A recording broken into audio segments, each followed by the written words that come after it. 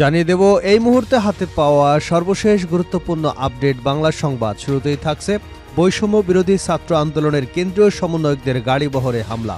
রোববার দিবাগত রাত 2:03 বৈষম্য বিরোধী ছাত্র আন্দোলনের আহ্বায়ক হাসনাত আব্দুল্লাহ সামাজিক যোগাযোগ মাধ্যম ফেসবুকে একটি পোস্টের মাধ্যমে বিষয়টি নিশ্চিত করেছেন। পোস্টে তিনি বলেন, ঢাকা থেকে বান্দরবানে লামা যাবার পথে নারায়ণগঞ্জে হামলার শিকার বৈষম্য বিরোধী ছাত্র আন্দোলনের কেন্দ্রীয় সমন্বয়কদের গাড়িবহর। সেখানে তাদের ব্যাগ এবং মোবাইল নিয়ে যাওয়া হয়েছে এবং অনেকেই হামলায় আহত হয়েছে। ঘটনার সুষ্ঠু তদন্ত এবং দোষীদের দৃষ্টান্তমূলক শাস্তির দাবি করছি বাংলাদেশ সরকারের নিকট। এবারে জানাবো, ভারতের মিডিয়া মিথ্যা প্রোপাগান্ডা ছড়িয়ে দুর্গন্ধ বাড়াচ্ছে। বিএনপির কেন্দ্রীয় নেতা ও সাবেক মন্ত্রী অ্যাডভোকেট এম রুহুল কুদ্দুস তালুকদার দুলু বলেছেন, প্রতিবেশী রাষ্ট্র ভারত বাংলাদেশের পতিত স্বৈরাচার শেখ হাসিনাকে আশ্রয় দিয়ে হজম করতেও পারছে না, আবার বমিও করতে পারছে না। ফলে মোদী সরকারের বদহজম হয়েছে। তাই তাদের দেশের তথাকথিত মিডিয়া সন্ত্রাসীরা বাংলাদেশের সব মানুষের বিরুদ্ধে মিথ্যা প্রোপাগান্ডা ছড়িয়ে দুর্গন্ধ বাড়াচ্ছে। তাদের ছাড়া দুর্গন্ধ বাংলাদেশেও কিছুটা আসছে। জানাবো, ঈশ্বরদীতে টিসিবির পণ্য নিয়ে সংঘর্ষ, আহত 15। ঈশ্বরদীতে টিসিবির পণ্য বিতরণ নিয়ে গ্রামবাসীর মধ্যে সংঘর্ষ হয়েছে। এতে আহত হয়েছেন 15 জন। এ সময় বেশ কয়েকটি গাড়িতে হামলা চালানো হয়েছে। রোববার বিকাল 3:30টার দিকে উপজেলার মুলাডুলি ইউনিয়নের বহরপুর গ্রামে ঘটনা ঘটে। সংঘর্ষে গুরুতর আহত শরীফুল ইসলামকে হাসপাতালে ভর্তি করা হয়েছে। এদিকে আওয়ামী লীগ নেত্রীর বিরুদ্ধে বিএনপি নেতার হয়রানির অভিযোগ। ব্রাহ্মণবাড়িয়ার কসবা পৌরসভার সাবেক মেয়র এবং উপজেলা বিএনপির সাবেক সভাপতি মোহাম্মদ ইলিয়াস এবং তার ছোট ভাই জাহাঙ্গীর আলম মহিলা আওয়ামী লীগ নেত্রীর দ্বারা হয়রানির শিকার হচ্ছেন বলে অভিযোগ করেছেন। রাজনৈতিক উদ্দেশ্যে তাকে হয়রানি করা হচ্ছে বলে রোববার দুপুরে ব্রাহ্মণবাড়িয়া প্রেস ক্লাবে এক সংবাদ সম্মেলনে তিনি এমন অভিযোগ করেন। এবারে থাকছে জেল থেকে পালানো 78 জঙ্গি এখনও অধরা। জেল ভেঙে পালানো 78 জন জঙ্গি আসামি এখনও গ্রেপ্তার হয়নি। গত 5 আগস্ট শেখ হাসিনার সরকারের পতনের পর সারা দেশে 8টি কারাগারে কয়েদি এবং হাজতিরা বিদ্রোহ করে। এদের মধ্যে 88 জন মৃত্যুদণ্ডপ্রাপ্ত আসামিও পালিয়ে যায়। পলাতক মৃত্যুদণ্ডপ্রাপ্তদের মধ্যে 8 জন পুলিশ এবং র্যাবের হাতে ধরা পড়ে। বাকি 80 জন এখনও ফেরারি। এবং সর্বশেষ জানাবো আন্তর্জাতিক সংবাদ। আসাদের পতনের পর সিরিয়ার সীমান্ত দখলের নির্দেশ নেতানিয়াহুর। সিরিয়ার বিদ্রোহী জোটের কাছে প্রেসিডেন্ট বাশার আল আসাদের পতনের পর এরই মধ্যে ইসরায়েল নতুন কৌশলগত পদক্ষেপ নিতে শুরু করেছে। ইসরায়েলের প্রধানমন্ত্রী বেঞ্জামিন নেতানিয়াহু এই পতনকে ইরান এবং তার মিত্রদের বিরুদ্ধে ইসরায়েলের সামরিক অভিযানের সরাসরি ফসল বলে অভিহিত করেছে। রোববার মার্কিন সংবাদ মাধ্যম সিএনএন এবং ইসরায়েলি সংবাদ মাধ্যম হারেটসের প্রতিবেদনে এ তথ্য জানা যায়। প্রতিবেদনে বলা হয়, সিরিয়ার সীমান্তে ইসরায়েলি সেনা মোতায়েনের নির্দেশ দেন প্রধানমন্ত্রী নেতানিয়াহু। একই সঙ্গে সীমান্তে সিরিয়ার অংশে বাফার জোন দখলের ডাক দেন তিনি। এতক্ষণ শিরোনাম শুনছিলেন, এবার বিস্তারিত। প্রিয় দর্শক, আপনি যদি এই চ্যানেলে নতুন হয়ে থাকেন, ভিডিওটি দেখতে দেখতে চ্যানেলটি সাবস্ক্রাইব করে আমাদের সঙ্গে থাকুন। আর এই ভিডিও সম্পর্কে আপনি আপনার মূল্যবান মতামতটি কমেন্ট বক্সে জানিয়ে দিন। আর হ্যাঁ প্রিয় দর্শক, জানিয়ে দিন ভিডিওটি কোথা থেকে দেখছেন।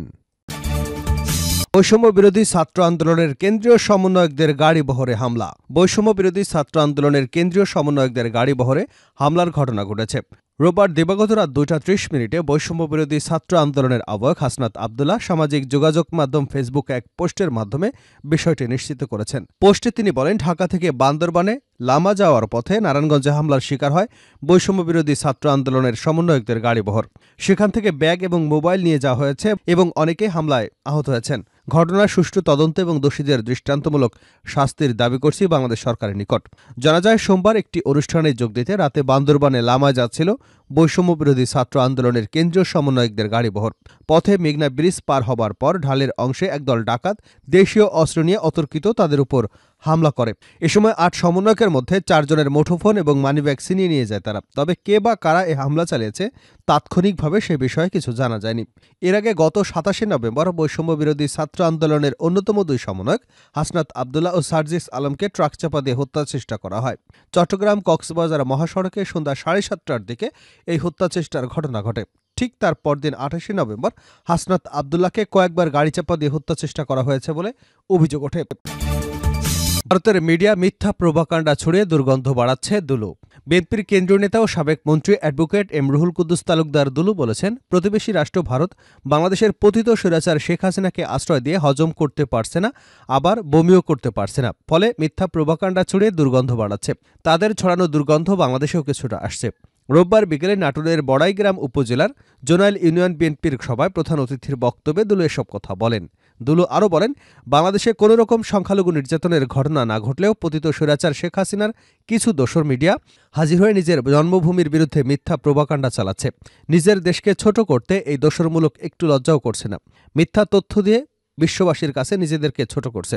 দুলু বলেন, আমরা বিএনপির নেতাকর্মীরা ৯০ দশক থেকে বলে আসছিলাম, শেখ হাসিনা দেশের ক্ষমতা এলে বাংলাদেশ ভারত হয়ে যাবে। এটা এখন দেশের মানুষের কাছে পানির মতো পরিষ্কার প্রমাণিত হয়েছে। ১৬ বছরের শাসনে শেখ হাসিনা বাংলাদেশকে ভারতের অঙ্গরাজ্যে পরিণত করেছে, যার পতন ভারত বাংলাদেশের ছাত্র জনতার বিজয় মেনে নিতে পারছে না। ঈশ্বরদীতে টিসিবির পণ্য নিয়ে সংঘর্ষ, আহত ১৫। ঈশ্বরদীতে টিসিবির পণ্য বিতরণ নিয়ে গ্রামবাসীর মধ্যে সংঘর্ষ হয়েছে। এতে আহত হয়েছেন ১৫ জন। এ সময় বেশ কয়েকটি বাড়িতে হামলা চালানো হয়েছে। রোববার বিকাল ৩:৩০টার দিকে উপজেলার ডুলামুলি ইউনিয়নের বহরপুর গ্রামে ঘটনা ঘটে। সংঘর্ষে গুরুতর আহত শরীফুল ইসলামকে হাসপাতালে ভর্তি করা হয়েছে।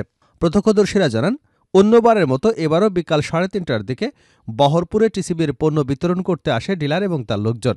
এ সময় টিসিবির কার্ডের সুবিধাভোগীরা ছাড়াও গ্রামের বেশ কিছু লোকজন পণ্য নেওয়ার চেষ্টা করলে কার্ডধারীদের সঙ্গে গ্রামবাসীর সংঘর্ষ হয়।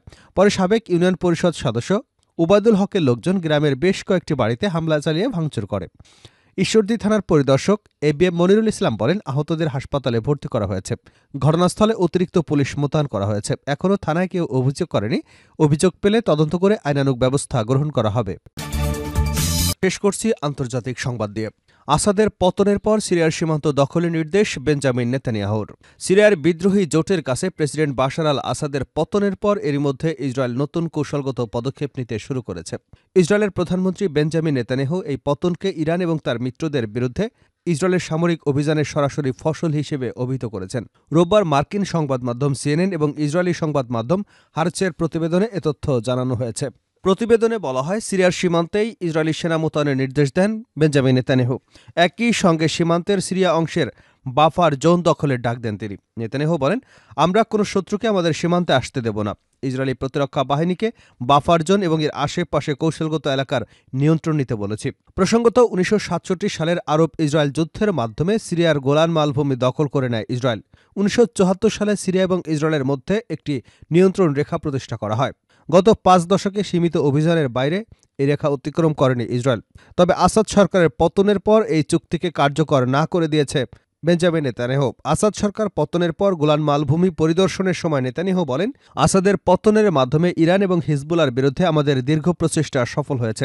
সিরিয়ায় এখন একটি বাফার জোন প্রতিষ্ঠা করা সময়ের দাবি। এদিকে ইসরায়েলি সংবাদ মাধ্যম হারেজ জানায়, নেতানিয়াহুর এই পদক্ষেপ মধ্যপ্রাচ্যের রাজনীতিতে নতুন উত্তেজনার জন্ম দিতে পারে। সিরিয়া এবং ইরানের পক্ষ থেকে এ তীব্র প্রতিক্রিয়া আসার আশঙ্কা রয়েছে। আসাদের পতনের পর সিরিয়ার অভ্যন্তরীণ অস্থিরতা আরও বাড়তে পারে বলে ধারণা করা হচ্ছে। ইরান ও হিজবুল্লাহর প্রভাব সীমিত হলেও নতুন আঞ্চলিক শক্তি ভারসাম্যের দিকে পরিস্থিতি মোড় নিচ্ছে।